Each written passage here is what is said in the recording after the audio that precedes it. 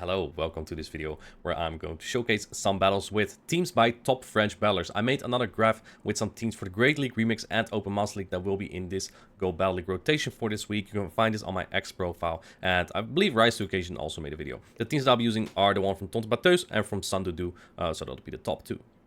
The first team from Tonton Bateus is kind of standard and off-meta in its own way. Sableye and Empoleon make an incredible core, and then Gligar, the obvious meta Pokemon in Great League Remix, is the safe switch. Let's see how this goes. Shadow Sableye into Empoleon. This is actually a really bad lead. I lose the 0 and the 1 shields incredibly hard because Empoleon with Charge Security and Hydro Cannon does a lot on this fragile Sableye. I'm not too sure if I can get to 3 foul play if they were to throw both attacks, but that's not really what I want anyway. I think I might barely be able to, but I also didn't want to risk that. So my play next is going to catch this Hydro Cannon on Empoleon. But what you also need to keep in mind with Empoleon, there could be like double Ghost in the back. There could also be an Alolan Ninetales in the back, because Empoleon users usually cover like Deoxys or especially Poliwrath very hard. They answer with Giratina.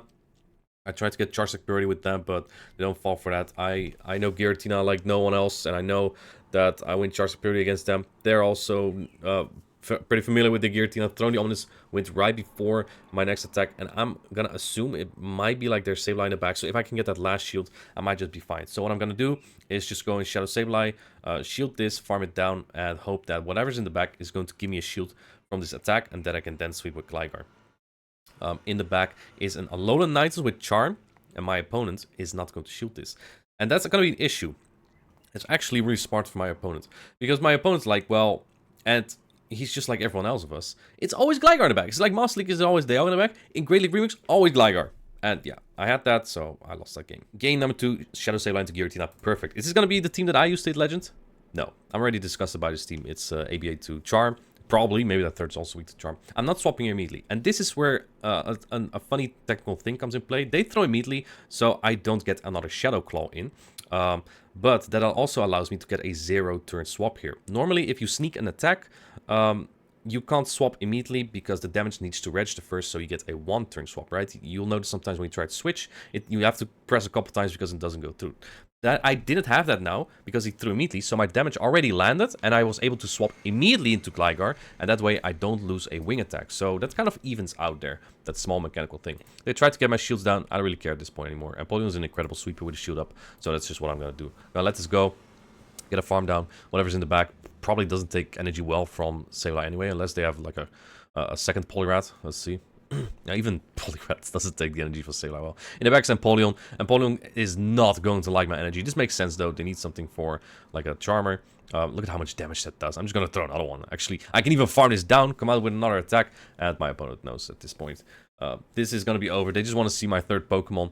The foul play is going to put this Giratina straight into the red, and that's game over. GG. Game number 3, Shadow Sableye into Goodra. This is somewhat of a neutral lead. I think that I'm pretty fine here. I'm just going to stay in a little bit. I kind of want to swap in Gligar, throw in areas immediately because I do outpace in that regard. But Goodra is one of the more bulkier dragons, so my areas won't be exactly threatening. Aqua Tail, kind of weak attack, doesn't threaten me as well, so I'm just going to no-shield that. They don't shield the foul play. I'm going to go into Empoleon now. They swap in a Registeel. It's making me feel like this could be some sort of dragon double steel line. I've seen that from Rise to Occasion before. So I don't feel too bad in this situation. Now, here's something I noticed. If I don't get debuffed, which like a smaller chance than actually getting debuffed, this is pretty good because like I can just get to another Hydro that might almost KO. And I don't get debuffed actually. So my risky call actually pays off because I do figure they might have something good into Gligar in the back, or they have their own. They no-shield that. I get the perfect farm down, and they come back in with the Goodra, which is an interesting play. It tells me that they're weak to Empoleon in the back. Probably want me to expend my energy, which I'm not going to do. It's probably Gligar, and I win the game. Game number 4. Empoleon has been incredible in the back, but I kind of need it in the lead here. Empoleon walls this Pokemon, kind of, right? Only Nice Slash neutral, and Nice Slash is a pretty weak attack when it's not the same type attack bonus. They go for Nice Slash, as you can see. My Shadow Sableye can't take that. I'm just going to play this out, make sure that my Gligar's not on this. And I think my opponent also knows. He must have Gligar in the back, so I'm gonna preserve my Alolan Sandshrew. Very smart for my opponent. They wait a turn as well. Now going for the Nice Slash to knock me out. I'm okay with that. Just let it through. Luckily, they don't get a boost. Otherwise, I may have to shield Empoleon as well. I figured they might have Empoleon answers. I do think there is going to be Gligar in the back. There's like always Gligar in the back, right?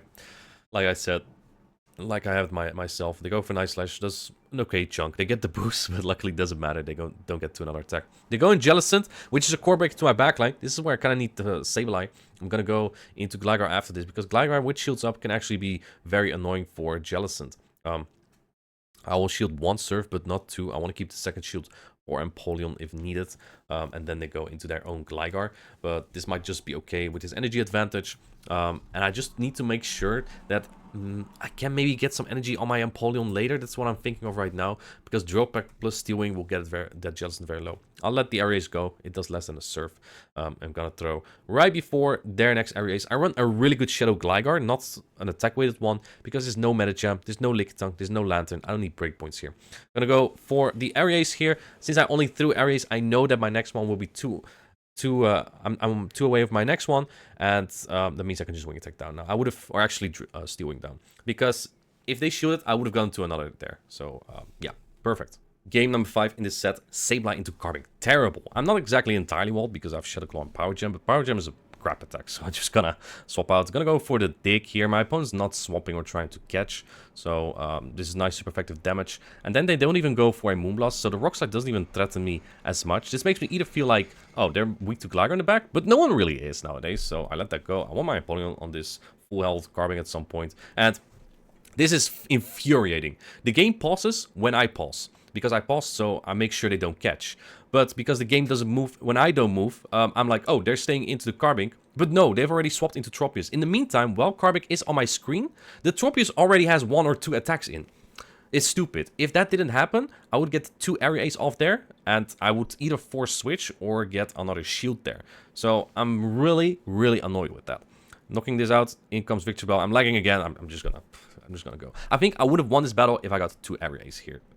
So yeah, that's a 3-2 with this team. I think it should have been a 4-1, but that is what it is, unfortunately. Let's head into the next team. I really like this one from Tonto Pateus, by the way. The team from Sanadu looks a little bit like something like Patumen, one of the best Spanish battlers, also has used, but he had, I believe, Jellicent instead of Toxapex. Toxapex covers Fairy-type Pokemon much better, but does worse into Gligar. So with Obstagoon, you probably have to stay into Gligar, or if people say switch Gligar into you, you have to throw a Night Slash first. So Gligar is a little bit tricky for this team, but Obstagoon Toxapex core works very well together, and Gligar kind of does cover Poliwrath and Deoxys very well, which Obstagoon is weak to. Game number 1, I lead into Alolan Ninetales. If it's Power Snow, I gotta stay in. If it's Charm, I gotta go in Gligar. So I go into Gligar, which is an okay matchup into Charm. They always shield here, so I'm gonna go for the Aerial Ace. They likely want to keep this, right? So I'm fine with throwing Aries. No, they no shield. That's crazy. Now look at this. My opponent might think, oh, I can just Charm this down. I know this matchup just so well, but I'm not running an attack-weighted Gligar. And look at this. My Gligar is gonna hang on. So now I have switch advantage, and I'm feeling like they have something like a fighter in the back. So I don't want my Obstagoon on that fighter, and that works perfectly because I have switch advantage now. Empoleon hits really hard on Obstagoon though, so it's not exactly ideal currently. They are they have 1 in now, which is so, but in the back is Poliwrath, and now I have my Toxapex on this. Toxapex walls entirely, my opponent gives up. Good game. My silly opponent didn't have a Gligar answer. My next opponent, Paula Shah, of course she's running the Magnezone, and I know she's Gligar in the back, but I don't know her third Pokemon, and this is challenging. I know that Paula already has a plan. I want to get shields down and Wild Charge that Obstagoon, because Wild Charge hits just so hard on about anything when it's neutral, and especially when it's super effective. So that's looking kind of annoying. I need to keep switch advantage. I have Toxapex, which has no play into Magnezone. It's probably its worst matchup, or about its worst matchup. And yeah, she gets what she wants here. She wants shields down. I have to use a shield here. And what the problem also is, she's 1 off, so I have to throw kind of immediately. And then the Magnezone can get a farm down. This is what I'm afraid of. I will get the second shield. I'm going to try to get 2 attacks here. It's actually kind of pointless. I mean, I'm a Magnezone. I've used Magnezone so much as well. I'm a Magnezone user, but it's annoying. I know Gligar is so not a Magnezone answer. It's so not when shields are up. Magnezone gets a clean farm down. She is at 2 Wild Charge at this point. I just have to hope she Mirror Shots. Wild Charge will knock out at this point. And if she Wild Charges, I hope she swaps out immediately. But no. At this point, the game's already over. Not just because it's Magnezone, but apparently it was Jellicent in the back. I thought it was Mantine at first. If I knew that beforehand, I would have just tanked all the energy on Toxapex, then tried to sweep with Obstagoon, because it was an amazing core breaker against her. And I didn't need to use shield on that Gligar then. But yeah, I didn't know the team, and she got me good. Well played. Game number 3 with this team. As Giratina lover, I hate to see it, actually. They swap into Mantine. I don't really have that good of an answer here, but also, Toxapex is... You'd say Toxapex is neutral into Mantine, right? Not really. Toxapex wins this with a shield down. That's how disgustingly good Toxapex is here, and how bad Mantine actually is with its neutral attacks. So my plan here is, I know Giratina extremely well. I know Gligar with a shield advantage. Perfect into Giratina. So that's just fine. Gonna throw a Sludge Wave here. They do shield that correctly. That's okay. I think I can get to another Sludge Wave without even shielding. And Sludge Wave, a very strong attack, will do a lot of damage on this Mantine. So let's see what my opponent's gonna do. Area Ace. The next one will still not knock out. This is Charge Tech Purity. My Toxapex is not that great of an IV. It's actually like a rank 110 or something. Going for Sludge Wave, I still hung on to that Area Ace. This might actually still knock out, or the next jab will. But my opponent shields again. They really want Switch. Makes sense. No one wants their Giratina on Obstagoon. So I'm gonna go for Night Slash, see if I can boost or something. I have 2 shield at this point on my Gligar. What can go wrong? If they have Power Snow Load and Ninetales, that's probably the worst thing I can see. I would still win because I have 2 shields on Obstagoon. The Giratina cannot hurt me, even at this range. Getting the full countdown. In the back is Carbink, which is not exactly perfect for Obstagoon, but I'm okay here. They catch the Dig, which is okay, I guess. Not perfect, of course. I would have loved to have like done quite some wing attacks and then double Area Ace, but oh well. We're gonna try to get a massive farm down, or at least a lot of energy here, so I can use Dig on that Carbink. I'm gonna throw right before the next Ominous Wind, however. I was thinking of a farm down at first, but if they get like a farm down on the Carbink, I'm also kind of dead. Which probably wouldn't have happened, because I think 2 Digs should be enough to knock out from Shadow Gligar. So do a lot of damage, and Carbink doesn't hit very hard. Yeah, 2 Dig probably would have knocked out as well. So I would have been fine either way, farming down or using my energy. Going for the Dig on this Carbink should knock out. Otherwise, I still have Obstagoon with a little bit of damage. So good game. Yeah, I mean, Giratina to Obstagoon. It's kind of a game I'm not allowed to lose. Game number 4 with this team. We have Obstagoon into Deoxys defense. This is not a great lead. I have super effective Night Slash, but it's not great. Usually people Psycho Boost and then dip. I've also had an opponent who didn't do that. And then they try to keep switch advantage that way, which they're gonna do. This is an XXL Mandibuzz, I believe. Really big buzzard, but I can't flip this. I can't flip this. No, it's too bulky.